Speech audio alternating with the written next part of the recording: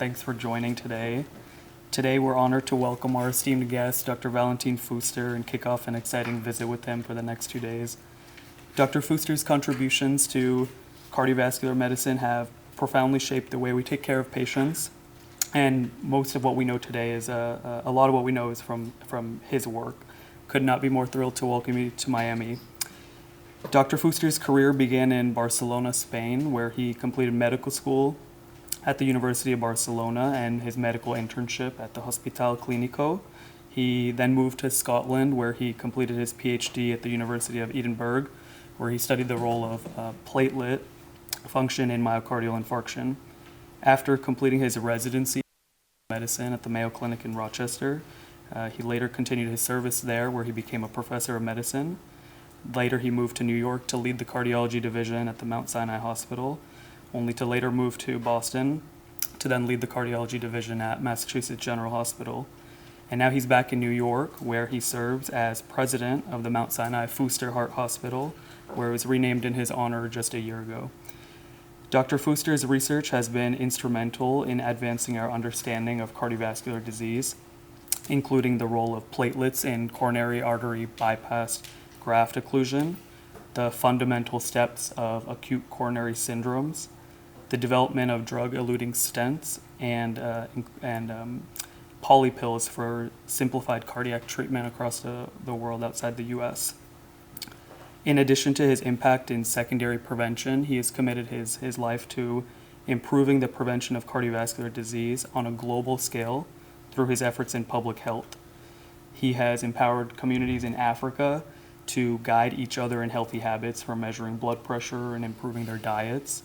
And he's even introduced basic principles of healthy living to school-aged children through his beloved character on Sesame Street, Dr. Valentin Rooster.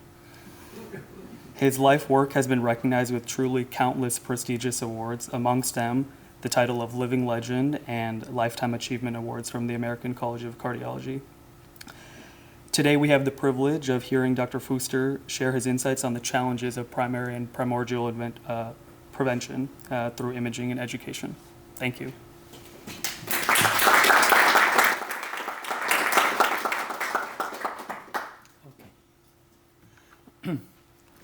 Well, thanks very much. Thanks very much for inviting me. I was supposed to come here a few months ago. I think you became very annoyed because I couldn't do it well, I don't remember the reason, or something else. But I'm happy to be here today. I recognize a number of you, and I will be happy to at least to chat with you in the next few hours. Now, about a few years ago, maybe 15 years ago, actually, I decided to study health rather than disease. And this was a big move because I said there's so much disease that we act too late. Why we don't understand health with the most modern technology? So this is not a charitable approach to health. It's really with new technologies. And I decided to do this in 3 different ages, birth to age 20, age 20 to age 60, and age 60 to 100. And you say, but health is the same. It's not. Actually, it's quite different. And that's basically how we started. But the stories like this, I was president of the American Heart Association by the year 1999-2000, and I gave a talk, the talk that you gave as president, which was very criticized because I was concerned about the future of cardiology.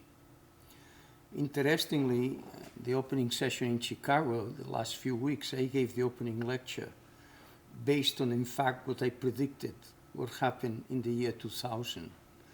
And I have to explain to you all of this because it's interesting. Very basically, the American Heart Association a few weeks ago celebrated the 100th anniversary, and it was founded in 1924. And it's true that if you look at cardiology in 1924 to the year 2000, was an outstanding development. Development at all in all aspects, risk factors counteracted, particularly smoking most recently, cholesterol, intensive care units. So it was a fascinating time in which mortality decreased and life was prolonged and so forth. However, when I was at the AHA about the year 2000, I became very concerned. I saw a plateau, and everybody was talking about risk factors will be taken care in the year 2015, and the mortality will decrease by numbers. I couldn't believe any of these things. And I actually expressed this in a paper, which is here. This was my presentation. And that is an epidemic of cardiovascular disease and stroke, I said was coming. In fact, I wrote, by the year 2020, that is few years later, coronary artery disease and stroke will hold first and fourth places in the WHO list of leading causes of disability and disease of concern. And exactly happened that by the year 2020. And I said we have no alternative but to meet each of the three challenges: research with resources, education and implementation of a national and international cooperation or concern. I expressed concern. That was basically the issue. And I learned this in life. Life goes up and down. We all have sometimes problems, but you have to overcome them and be open when something doesn't work. What you cannot say is to have the sense of triumphalism, and because you will not go too far. Well, basically, I expressed my concern, but if you go to the previous slide, from 2000 to 220 expressed concern, but I can tell you between 220 and 250 is an alarm system. And I'm not pessimistic at all. I only present to you the realities, and the data we'll be presenting today is a reality.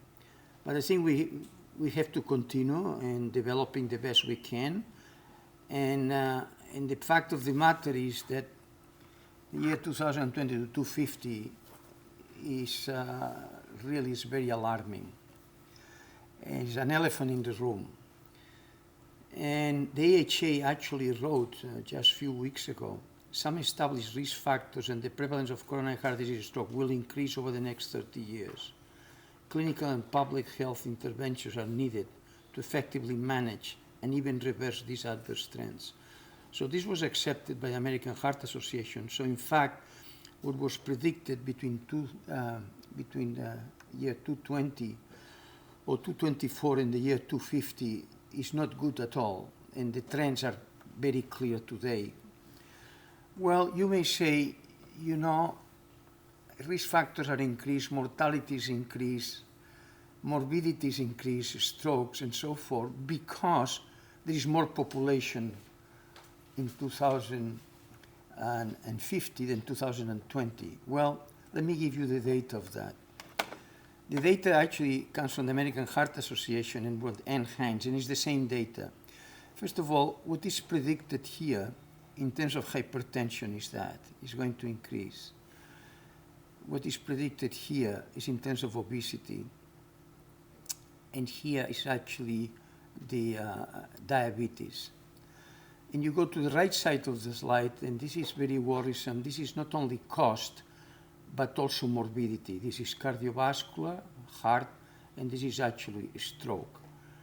This data has been generated by both organizations acting separately. And I have in the middle of this, as I will show you in a moment. And now comes the question, and that is, well,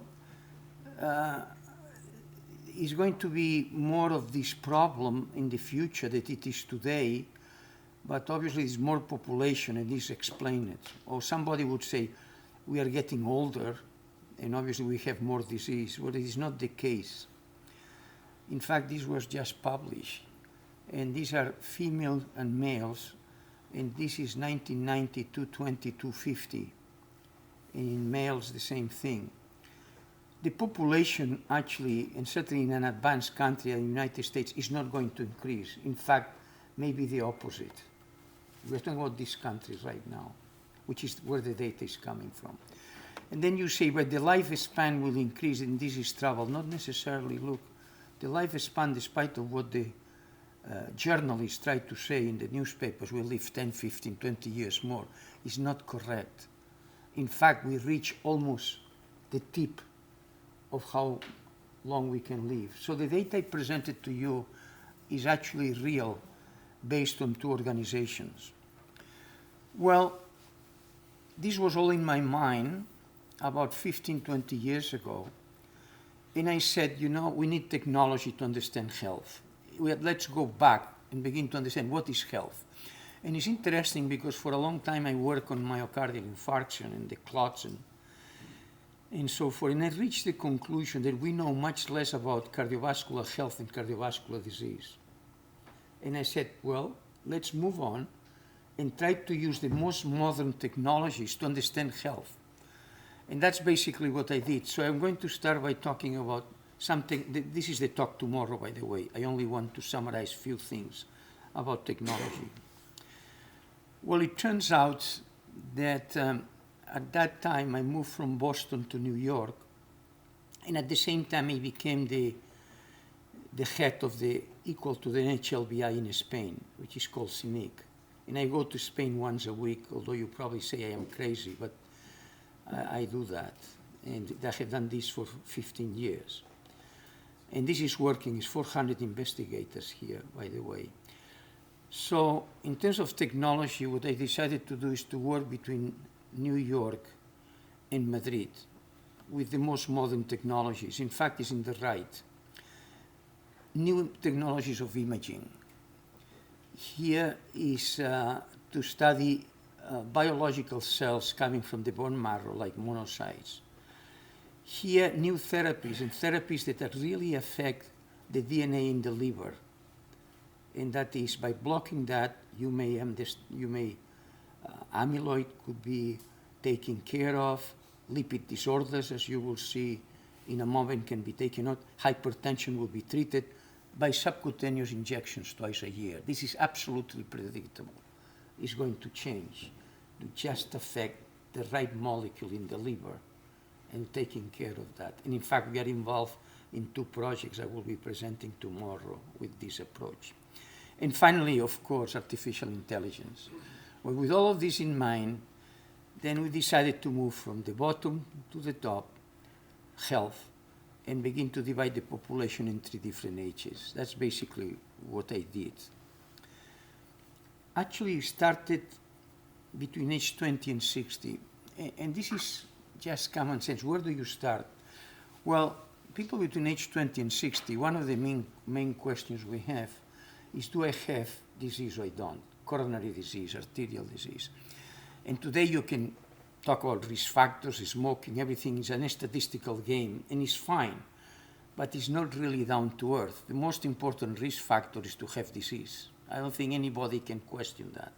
But can you see it? And that's an issue. So this was done, I began in Madrid, the PESA study. This was actually in 2010.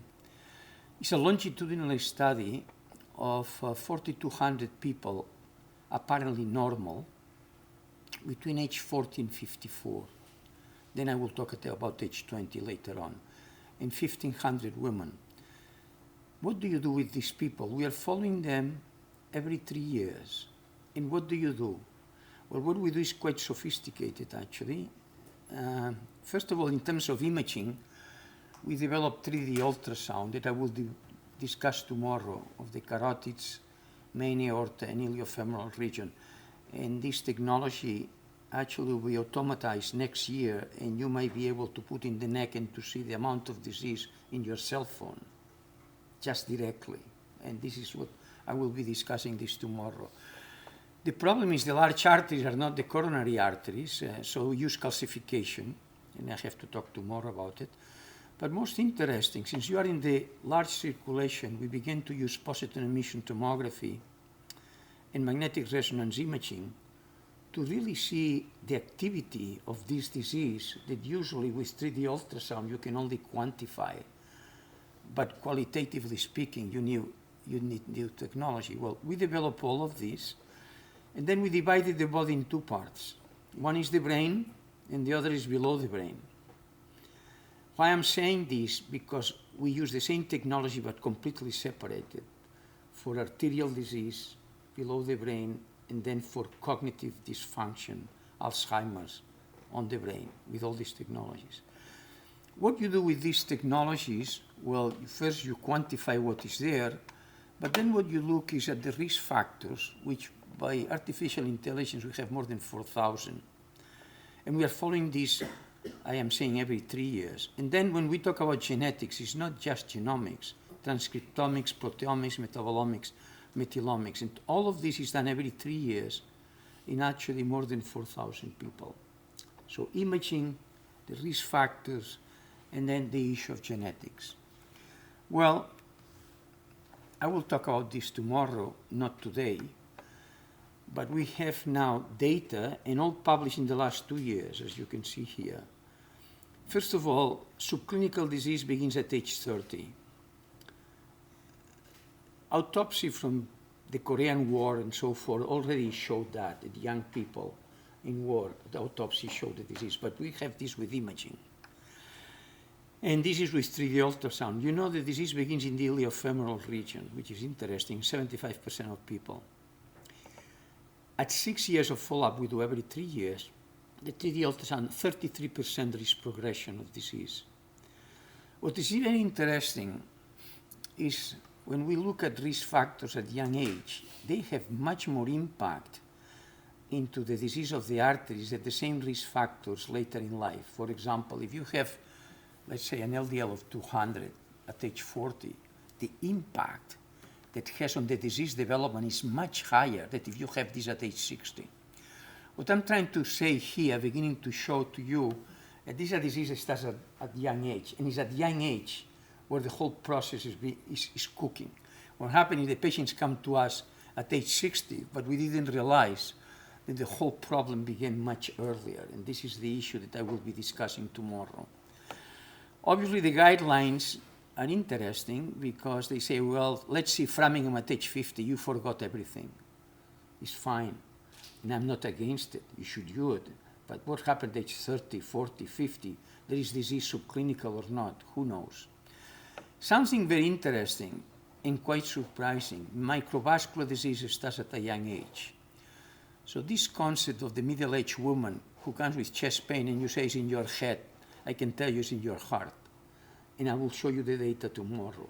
It's amazing. And we did this with magnetic resonance imaging in a very sophisticated manner in the 4,000 people. So everybody has all these technologies being done. And finally, I have a completely new view of acute coronary syndromes. I don't have to tell you what I think now, but I think the bone marrow is critical. And I will show this tomorrow. Well, this is basically what we did in terms of subclinical disease. In fact, age 40 to age 55 was the PESA study, but then we did also a study between age 20 and age 40 that I will present tomorrow. So all of our data are 10,000 people that we have been following sequentially with all the technologies I mentioned. Well, this is for tomorrow. What about age 60 to 100? I think you are in agreement. One of the main problems we have in age 60 to 100 is our heads, our brain, isn't it? Cognitive function. I mean, that's the question. So we address this. And in fact, 50% of my personal research today is in the brain, with using all the technologies I mentioned to you. Again, I'm not going to present this today. It will be tomorrow. But I just want to tell you that we use very sophisticated technology in all these people that we are following. This is what we look for with MRI. This is what we do with positron emission tomography. This is all brain, by the way. 7 cognitive tests, and then new biomarkers, like we use troponin in the heart. We use biomarkers that tell minor injury of the brain. And this is what we are doing. And you say, in how many people? Well, 1,370 are the people that we are working on. And you say, well, you probably say, this guy he travels to Spain once a week and he's talking about the brain, he's probably out of his mind. Well, you might be right, but I will tell you, this is the Lancet Commission in Dementia, just published a month ago. Okay, and it's fascinating. look what they say. Reducing vascular damage is likely to contribute to a reduction in age-related dementia. And I will be presenting this tomorrow, which is the same risk factors, I can tell you, that are affecting young people from age 30 in a large arterial disease are affecting the microvascular of the brain. But it's all silent. This comes much later in life. Well, all of this is troublesome. And again, this is technology that I will be presenting tomorrow. It's all very exciting, by the way. This technology of health is going to help tremendously in terms of disease. I don't have any question about it. And it's very interesting. If you look at the different disease entities, let's get atrial fibrillation. Today, you study stage 1, 2, 3, 4. So everybody is going into the very beginning. Heart failure, is not correct? 1, 2, 3, 4. So there is a movement that I think is very meaningful. And it's a movement in saying why we work so late, when in fact we should go much earlier and try to prevent all these problems.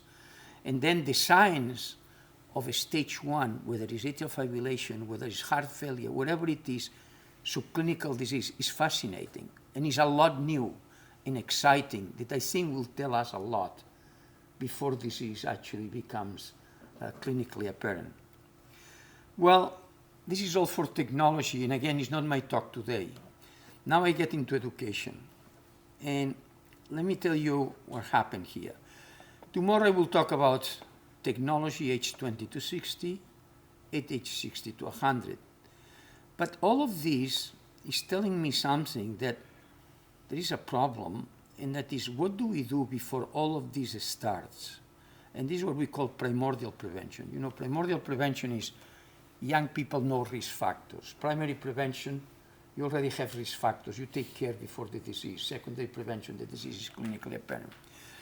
So we became very interested in education, saying we are dealing technologically with disease, then with health, but there is an issue with education. Actually, I'm sorry to talk to you about my brother, but he's a very well-recognized guy, I have to tell you. He's professor of psychiatry and behavioral sciences at UCLA, and is very well known by the developments in frontal lobe. Very basically, he developed a concept that now very well established, that whatever we tell our grandchildren or children between age 3 to 10 stuck there. There are very few centers in the brain for whatever you tell gets there and comes back later in life. Very interesting, because as we evolve, there's so many centers and so much density, it becomes a chaos. And you hear something from here and lives here, so it doesn't. So if the concept is correct, why we don't teach health at young age, thinking that when they are adults, this may be important to them. It's so simple. So I began to talk about this, and was very interesting. In New York is the headquarters of Sesame. And they said there is a character, he's a cardiologist who is interested in children from the point of view of health, and maybe we can recruit him. And they recruited me. This is the program, educational program. So this was interesting, and because they recruited me, but their programs had nothing to do with health. But they said, maybe this guy will tell us something new. So what I did was Cookie Monster. You remember that guy? Cookie Monster is a Muppet who used to eat cookies 7 days a week. So if I have, this was not in my presentation, you should have in my presentation. The most accomplished thing I have done is to make Cookie Monster to eat cookies 1 day a week. Well, but let me tell you the data. This was incredible impact on children, because the children watching the program said, why my Cookie Monster now is not eating cookies? So we have to give an explanation, and the explanation was health. So this is how actually it all started. I don't have to tell you the difficulties, but basically this is a brain, age 12. It's already a little late, but age 12, and then it gets very dense and much more difficult. So we said, let's educate these children. How can we educate the children? Well, let's pick up age 3 to 6. That's how we started, with 4 projects. And let's teach 60 hours over 6 months. First, the children need to know how the body works. Don't talk to them, don't eat this, you as well. They have to understand what the digestion is. We have learned this very beginning. We are very crazy how we teach children. They have to know the basis of what you are talking about. We found very important how the body works. They are very interested. Then healthy food habits, physical activity, and then something that has had a tremendous impact, and I didn't think it was going to be so, and that is attack the emotional aspects of the children by saying that when they are confronted with tobacco, drugs, alcohol later in life, they should learn to say no. And basically, you do this by self-esteem. What we realize now, how important is the self-esteem at a young age. If you tell a child, you're in charge. When somebody comes to you with alcohol and tobacco, you're in charge, say no. The guys get it. And the problem of self-esteem is just the ideal age to teach that. These are things I learned, by the way. I didn't have any idea. But are things that I learned. You will see in a moment we are working with 50,000 children around the world. So the experience that we got is very significant. Well, that's how we started. And says, where we start? Obviously in New York. So I go to the Board of Education in New York and I said, look, I would like to teach children. Basically, they told me, in other words, go to hell. I said, what this guy is doing? And this is what happened with many of these boards. They are all entitled. And whatever somebody comes with something, the easiest thing to say is no. I worked, when I was president of the NHA, with Clinton. And actually it was Clinton who told me, you will not make it in this country. Because the people are very, you come with an idea that is not in the minds of you. And then he suggested to go to actually Central America. He says, you know, they're reasonably sophisticated and they are more passionate. So I decided to go to Colombia. Why Colombia? I went to Colombia because I knew the head of Avianca. Avianca now is somebody else, but it's the airline, the Colombian Airlines. But Sesame didn't have money. And to do a project like this, you can apply anywhere you go. They will tell you are crazy. So I went to my friend and I called him and I said, I have a fantastic project for your country. And very interesting, the guy knew me very well. He says, don't tell me about the project. How much are you asking? So he knew exactly what I was saying. Well, interesting, I asked for $5 million, and this is correct. And I had the check in my office the following day. This is true. Okay, well, things happen in life. And somehow the guy also had the vision that what I was talking probably had some meaningfulness in the future. And this is how we started. Obviously, I always have young people who, they do the work and you have to recognize them. And Gloria and Rodrigo have been very, very instrumental in 4 of the studies that I'm going to be presenting. What are the studies? Well, it started in Bogota, very simple, age 3 to 5. And then the results were so good, then I was called by the AHA to study in the United States. This was in Harlem, interestingly. So we studied in Bogota and Harlem with near 2,000 children, 3 to 5, that were randomized. All the studies I'm presenting to you today are randomization and not descriptive. So half of them had the 60 hours of the 4 items I presented, and half of them serve as controls. And the question is what you measure. They are very young. So you're not going to start measuring blood pressure, cholesterol, etc. So you have this as surveillance, how they understand what you told. Knowledge, attitude, and habits. And this is Bogota, and this is Harlem. Very successful, I have to tell you. Now, the problem is, this is a surveillance, and this is like the Kansas City cardiomyopathy I believe on, but, you know, it's not, things are not as tangible as if you have a biological endpoint. So we went a little older, 3 to 10 years. Actually, the majority were between 7 and 10 years. And now you can measure things, and we measure fat.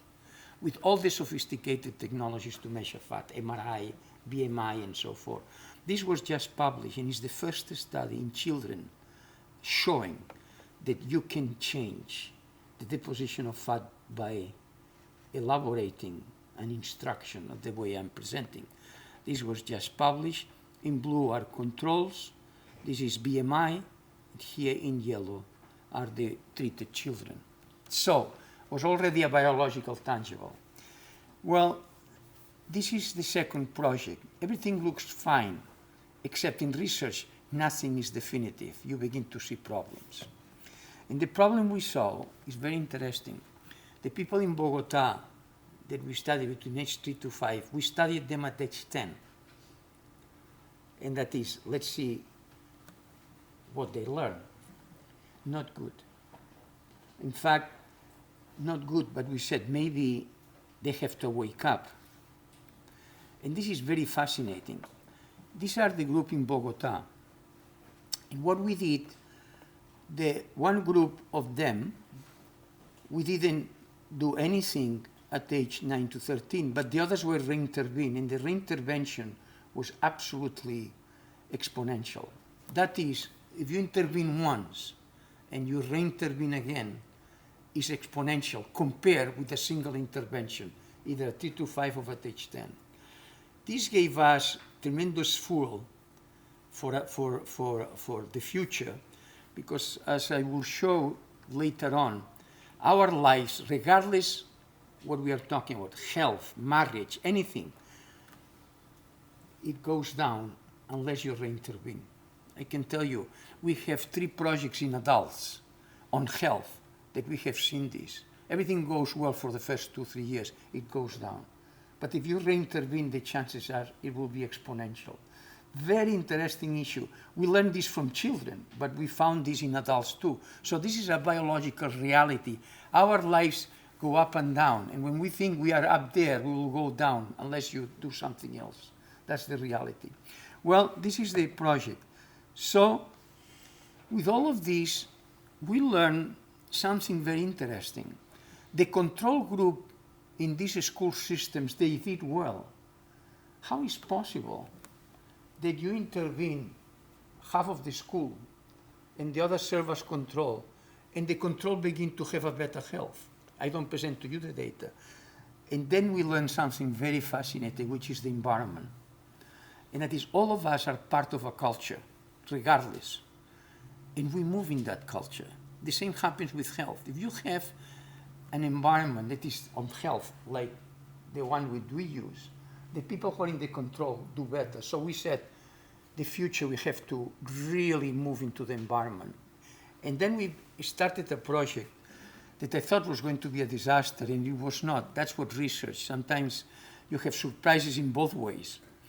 We started a family model, and that is, let's get into the families, the parents, the children, the grandchildren, and present the 4 aspects I mentioned before with a different degree of maturity depending on the age. And this is a project of 1 year. What families we did this? Very interesting. The National Center of Cardiovascular Investigation in Madrid, like I mentioned, is like NHLBI. I asked industry, not pharmaceutical industry, banking and so forth, to help on 2 issues. One issue was to help on education, and the other issue is to have the best technology available, which is what I presented to you. So the question is, in life, there is nothing, is a give and take. So what I do for these people who help me in the National Center of Cardiovascular, putting money for education, and the money that I am mentioning that is so important for new technology. So I decided to start with the families of these corporations. You go to a CEO of a bank and you say, you know what, give me all these workers in the bank, and we are going to do a project on their families. They love it because they feel we are doing something for the health. That's what we did. Well, the results were spectacular. We started with these corporations, and I can tell you the best results I have ever seen happen because you work with the environment, it's a family, and you work with the children. But then was so good that in Central America, they decided to go to the waiting rooms of patients' waiting rooms. And that is, the patients are waiting to be seen, and then you say, well, look at these videos and see what you think, because if you want, we can get into your family. Something completely fantastic success. And actually, we got into 1 million children by this method in Central America, just going to the places where. So we believe that the environment is as important, or perhaps even more important, than what we teach in the school system, is the environment in itself. Well, now this is in children. We are very excited. I tell you, we are working with all over the world right now, and we believe this will pay. The question is, when I said we are in 50,000 children, it's all randomized studies, but the question is how many times you have to reintervene. We don't have the answer. The only way we have the answer is that when reintervene once at age 10, 12, it works if the individual has been intervened before. But should we reintervene before age 20? This is the projects that we are now developing. But let me tell you something about adults. Let's forget about children. This is a project in adults which is very interesting. In adults, we have a number of projects. One of the projects is group therapy. In fact, what we learn in adults is much easier that an obese individual and a smoker get together and they help each other than if you go individually. So what we found is the group therapy of 10 people, it works. And I will tell you another thing about group therapy. I'm talking about adults. It has to be one individual who is in charge of the 10, 12 people that get together. You are a smoker, you have high blood pressure, you are obese, but who is the leader? And you know who the best leader is? The one with the worst health. People identify with somebody who has a problem, and they follow that, rather than identifying with somebody who is a star. And no, and this is something also already we'll learn with all these projects, in terms of group therapy. Well, as you know, I'm talking about prevention today. But let me tell you this project because it's fascinating. 2 towns in Catalonia. One is Cardona. This is where my wife was born. 5,000 people, and it's a mining town. In about 25 miles south is Sallent, which is a mining town, also 5,000 people. We were able to capture 1,000 adults in both towns, except here's an intervention and here's a control. The control, by the way, we follow these people, blood pressure, but we don't instruct them. We follow, just as usual. Your cholesterol is going up, that's what we do. But the other is 6 phases of instruction, and I don't go into the details, very sophisticated. Well, about a month ago, the project goes into 2:30, but I said a month ago, I said, I'm very anxious to know what is happening here, because the investment, financially and otherwise, is very significant when you do projects like this. The only thing about investment is it's easy to get funding today for projects like this that are socially oriented, much easier than scientific projects, actually, that are different, although these are science too. Well, these are the results. This is fascinating. There are 6 sessions they have to attend. So what happened is we use BWAT. BWAT is a formula that to me is very simple. Is the blood pressure, exercise, weight, type of alimentation, and tobacco, and you have a score system. So we follow these adults, and what we found, in more sessions they attend, they get better and better with all these formulas. And actually, the group here is the group in Sallent. So what we are really finding is adults, they decide if they want to be healthy or not, and if they decide, it works. So this is a very important issue here. Sometimes journalists say, give me a formula of health, and I say, there's no formula of health, it's your head. You decide, blood pressure is bad, cholesterol is bad, smoking is bad, so you have to decide whether you follow the rules or you don't. That's exactly what we found in these 2 towns. So this is leading us to, in between 224 and 234 into a project is around the world. And this is where we have 50,000 children, basically. I leave the adults aside now. There's 50,000 children, and we are in a number of countries, and actually in New York, we are starting now, and we go to the United States. Interestingly, when in fact, the boards of education, now that they see the results, because it's all published, now they are beginning to be interested, particularly the politicians are interested in that. Well, now I want to finish by telling you two aspects of two Lancet commissions that came up, both in the last month or two. The first one is in global burden of disease. The second is in dementia, that I mentioned. The global burden of disease, they say the following. The progress is encouraging. Well, maybe. And there is reason for optimism. However, we are working to technologically characterize and quantify climate change, food insecurity, etc., malicious use of artificial intelligence, and increase in diabetes, obesity, and hypertension. So they believe strongly on technology. This is very important because the talk today was not technology, but technology is beginning to address the issues that I'm presenting to you in a way to start much earlier. We understand what goes on and so forth. This is actually the Lancet Commission. The most surprising, though, is the Commission on Dementia.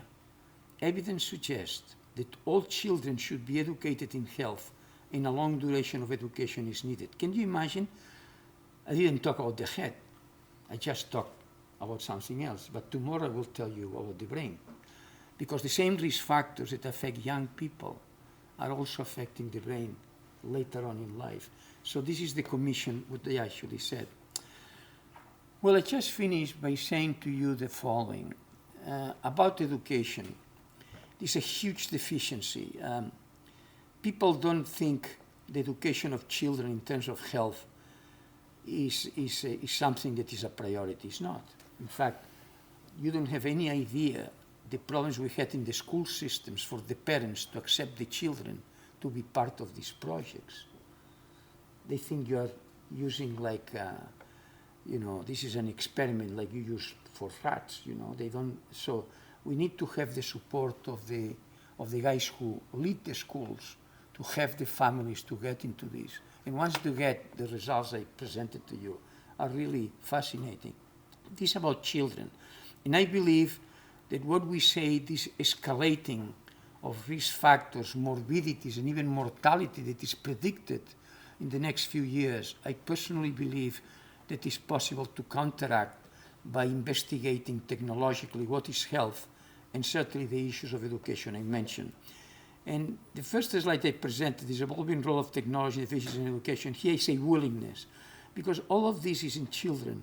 But I added that now that we have some data in the adults, the question is, are we interested in our health or not? I mean, it's as simple as that. Don't start asking, this is bad for your health, black chocolate, dark chocolate, all of this is onions. Forget about it. That's not the issue. The issue is, do we take care of ourselves or we don't? And this is the issue in the adults. Where in children, I think we have a tremendous opportunity to have an impact. And the fact that we are now working with 50,000 children, interestingly, is the reality of what we are publishing, not what I'm talking. And very fascinating, many times I'm being asked, well, you have to go to the governments. Actually, it's a complete mistake. I just learned differently. You go in the bottom up. In other words, what I learned is the governments begin to think about it. When you show some data that is obvious, then they begin to react. For example, now I am involved in this country and also in Spain with the possibility of having a book in children that the title will be Health. It's not interesting, there is no country in the world that they have health as a subject on children. It doesn't exist. Somebody gives a talk, but there is not a scientific type of subject that is being addressed. And now it seems they are listening.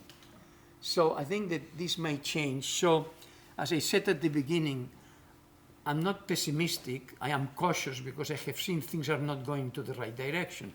And I am a doctor like you do. Patients come to our units. I actually am running the CCU, otherwise I would have come yesterday.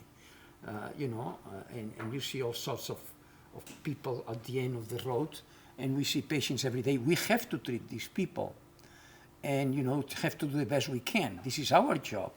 But what I'm saying is, if you really look overall, there is a problem in front of us. And the problem, actually, you see it in these units. You see people who strive for life, in their 80s and so forth, and you intubate and then go home and comes back. We are struggling, tremendously expensive.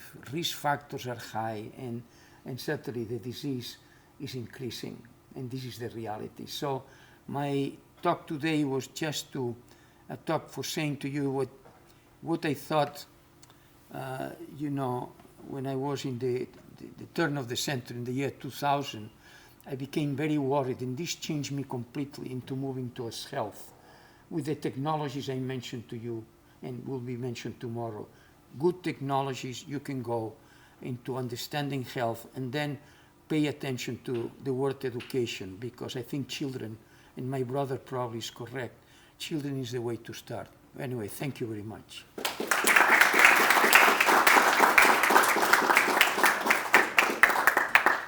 Thank you, Dr. Fuster, for that visionary presentation.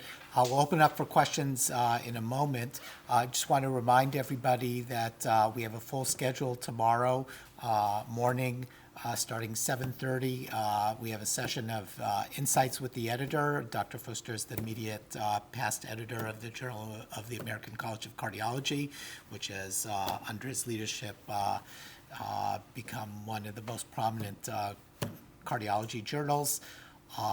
Following that, we have a session at 9:45 to 11:30 where several people from the division, our leading researchers, will have opportunity to present our work to Dr. Fuster and hear his insights.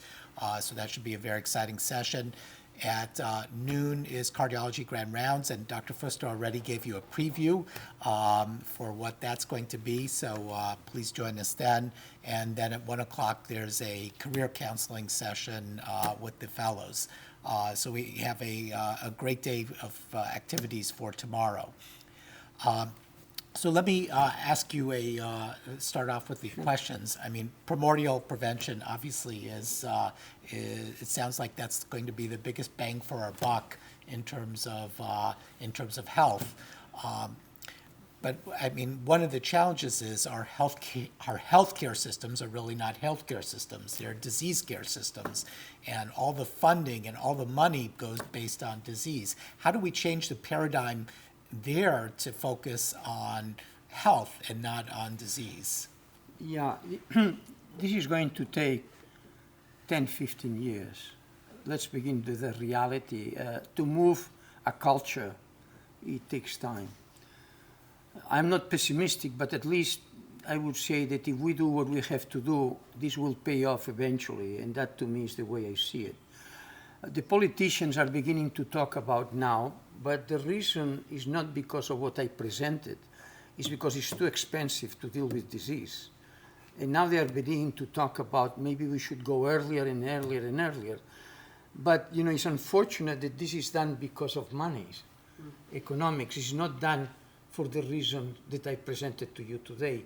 And it's already happening. I'm very involved with some of these governments, and now they are interested, but then else is going to be much less expensive. It's going to be, this is really what they are talking about. But my point is, to create a culture, you don't create it from the top to the bottom. You create it from the bottom up. And this is why I try to emphasize again and again. This starts with you, with your families, with your friends, and then this will come out. And I have seen this in New York, by the way. This Board of Education was terrible the first time I presented, and now they are changing. So it's a culture that one develops, I think. It'll take a decade or more to do that. Other questions?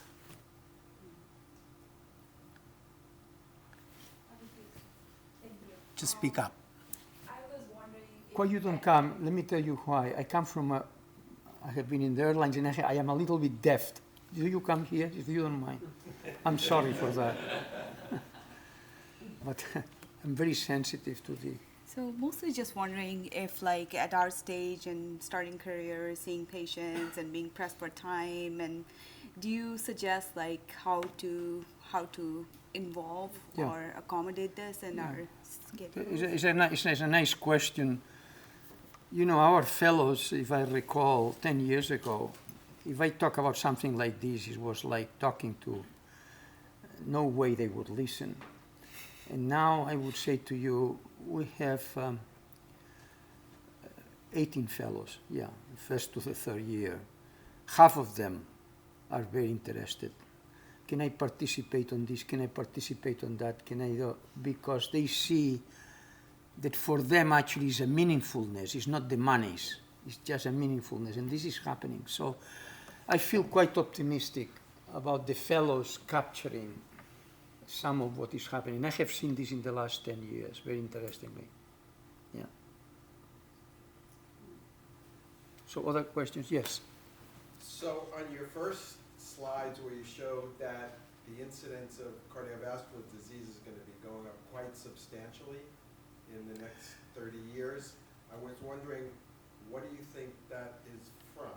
Why is that going to happen, considering all this, medical advancement we've Well, had over the last 30 years? This is the talk tomorrow. It's the paradox, isn't it? This is a paradox. Yeah. Because technologically, things are advancing, but look the curves. And this is the reality. We are maintaining people alive. And is a situation, but the risk factor profile, you saw it in the slide, it looks terrible. Hypertension, for example, obesity, with all the consequences of obesity, diabetes, and so forth. So my view is that all of these things we are talking about today, which is getting into the adult population to be aware that this should be a priority, our health, in later stages of life, and getting to children, that they begin to see health as important. I think that those curves will begin to get flat before we reach 50 years. But today, basically, I show the data. The data is overwhelming. And the data is very interesting. Comes from the American Heart Association. American Heart Association, a few years ago, I still remember, 2017. In 2025, we will decrease 30%. Remember that? And what the CDC, about 3 years ago, by 25, we will think it's wrong. And actually, it's the American Heart which has this data, and NHLBI has this data now. And they are completely, this is why they asked me to give the opening session in the last meeting in Chicago, is because I have been saying this for years, but people have been really talking I think medicine has advanced and is fantastic what we have today, but you have to be having a overall view, where are we going here? And that's basically the issue. So I feel optimistic, but it will take time, my friend. So I guess looking at cardiovascular mortality kind of from a public health perspective and kind of going back and thinking about all the things that have impacted mortality for the past 100 years, some of the biggest impacts on mortality have been from not so much vaccines or statins or PCIs, more for like clean sewage and making sure that the things that are going to impact everybody in the society are going to decrease the burden of disease. Do you have any, I guess, thoughts of how we can kind of replicate something like that in our current cultural, I guess, landscape, like fast food tax, or we've done some stuff. Yeah, thank you for the question. Actually, it has been a debate with the economists. Now the economists are in agreement. The economists said, I still remember, because I had to give a talk like this with some economists. They asked me and so forth. And they say, well, what you are doing is you are prolonging life and it's going to be more expensive. This was actually the view of the economists about 5-10 years ago. Now they changed radically. You know why? Because all the curves show that mortality is becoming like this. It happens at one point. And, it's not going to be spread with all the money expenditure over many years. And the approach is, as you prevent disease, what you do is you make this pyramid narrower and narrower, so the expenses will be less. So today the economists think in this way. They say, it's worth it. And this is the reason why governments, now they say, to be healthy is worth it, because we'll be much more economic. And that's the reason they only talk about money, which is by the issue. So I think, and the curves is very interesting. If you look at the curves of mortality, by the way, I'm not an epidemiologist, but I learned a lot by working on this. And that is, if you go back 30 years ago, the mortality was like this. Today it's already like this. And you know this in the intensive care units is a certain age that you see all the people coming, age 70 to age 80, 85, is much more. Anyway, yeah. Dr. Fuster, quick comment, because education in a world landscape, we're talking about different cultures, ethnicities. Very important different question. environments. Yeah. And, Very important question. Well, let me, actually, I was going to approach this tomorrow, but let me do it now. We are working in very poor countries at this moment, because my view is you can have very sophisticated technology, but please, don't be crazy. It cannot be used by 4 people. So our 3D ultrasound is going to be very, very simple and non-expensive. And what we are doing, we go to the iliofemoral region in these countries, and we ask for the risk factors, but we don't take blood. As we don't measure cholesterol, or we don't measure blood sugar, because obesity, hypertension all goes a little bit together. So answering your question, our minds are, do we have something very simple that is affordable? And we do. In a matter of fact, you can do just both things. If you see disease, this is the worst risk factor. And then you have the other risk factors, and then you don't take blood because they don't have the money to pay for that. So I think we have to have I'm glad you asked this question, because this has been bothering me a lot. That is, to what extent what I presented in the United States can be applicable to other countries. I mean, this is a critical issue. And we are working on that. And in fact, I will tell you, of the children we are working today, about 20,000 are in poor countries. Of the 50,000 I mentioned, about 20,000 are in countries that are not like the United States or Europe. It's an important question. So just to expand on that a little bit, have you noticed, not in technology, but in terms of the educational profile or acceptance or families? Yeah, sure. I mean, have you noticed cultural differences Yes. in the different countries that you? Yeah, very interesting. The reason why we went to Colombia, let me tell you the story here. There are three different economic levels.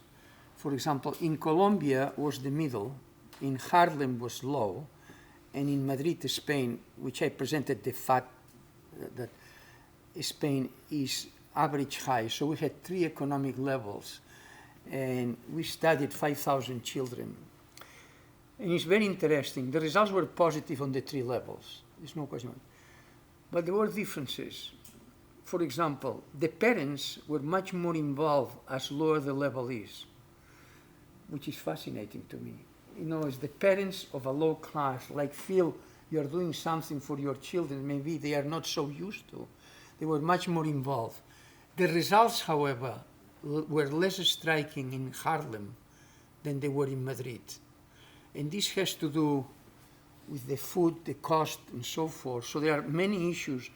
But in the positive line, I will tell you the results were positive regardless of the economic level overall. But there are differences, though. And this is very interesting because if you go to Bronx or Harlem, you go to the schools, and the parents are completely in agreement to start doing all of this. Then you go to a school system in other parts of Manhattan, and the parents are beginning to question what in the world you are doing with all your experiments. And I will tell you an anecdote that is quite interesting. The anecdote is about the Cardinal of New York. The Cardinal of New York called me 2 years ago and says, I had breakfast with him, I didn't know him, and says, you're discriminating. So that was the whole purpose of the call. And I said, what do you mean? Yes, because what you are doing is you go to the public schools, but you are not going to the private schools. Well, I didn't have an answer to say, you are correct. Maybe it's a discrimination. But then we did the experiment, and he gave me a grant to go to the private school system. And what we found in the private school system is what I already talked to you a little bit. The parents are quite reluctant. It's like you are doing an experiment with our children, and we don't know exactly what it is. Where in the more public systems, it's much easier. So what we are talking here is very interesting, is there are socioeconomic differences on many, many levels. But for us, for example, it's much easier to get into a public system than into a private system because of the parents.